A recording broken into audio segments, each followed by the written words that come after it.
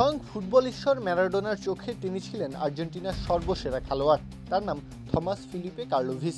রোজারিওর Belgrano পাড়ায় বেড়ে ওঠা এই বোহেমিয়ান ফুটবলারকে বিশ্ব চেনে এল থ্রিজ্জে নামে। তিনি ছিলেন ফুটবলের এক রহস্যময় কবিতা, যা মাঠে রেকর্ড বয়ে নয় বরং মানুষের মুখে মুখে ফেরা লোকগাথায় অমর হয়ে আছে।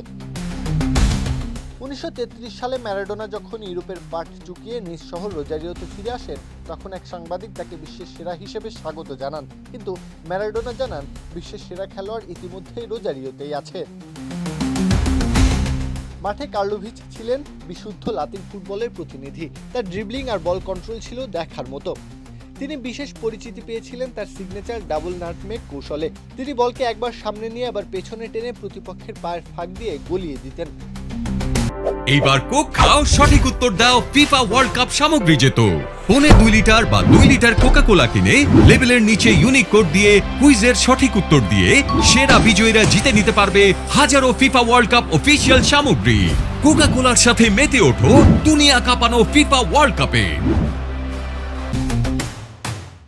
ঘটনাটি 1974 সালের। বিশ্বকাপের আগে আর্জেন্টিনার জাতীয় দল প্রস্তুতি ম্যাচ খেলতে নামে রোজারিওর একটি স্থানীয় সম্মিলিত একাদশের বিপক্ষে।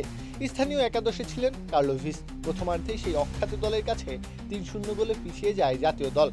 কার্লোভিচের ড্রিবলিং আর পায়ের জাদুতে জাতীয় দলের রক্ষণভাগ তখন খড়কুটোর মতো উড়ে যাচ্ছে। বিরতির সময় জাতীয় দলের কোচ প্রতিপক্ষ কোচের কাছে গিয়ে অনুনয় করেছিলেন যেন কার্লোভিচকে মাঠ থেকে তুলে নেওয়া হয়। তিনি ভয় পাচ্ছিলেন, বিশ্বকাপের আগে জাতীয় দল যদি এভাবে বিধ্বস্ত হয় তবে খেলোয়াড়দের মনোবল থাকবে না। কার্লোভিচ মাঠ থেকে উঠে যান, কিন্তু রেখে যান এক অমর উপাখ্যান। পরদিন জাতীয় দলের কোচ যখন তাকে বিশ্বমঞ্চে খেলার প্রস্তাব দিলেন, কার্লোভিচ খুব শান্তভাবে জবাব দিয়েছিলেন, আমি এখন মাছ ধরছি, আমাকে বিরক্ত করবেন না। দেশের জার্সি, খ্যাতি বা অর্থের চেয়ে নদীর পাড়ে বসে বড়শি বাওয়া তার কাছে অনেক বেশি মূল্যবান ছিল।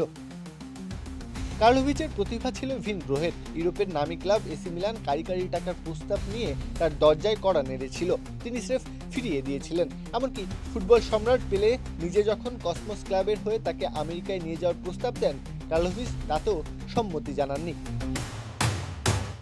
কার্লোভিচ ছিলেন চরম পর্যায়ের হোমসিক। রোজারিও শহরটি ছিল তার পৃথিবী।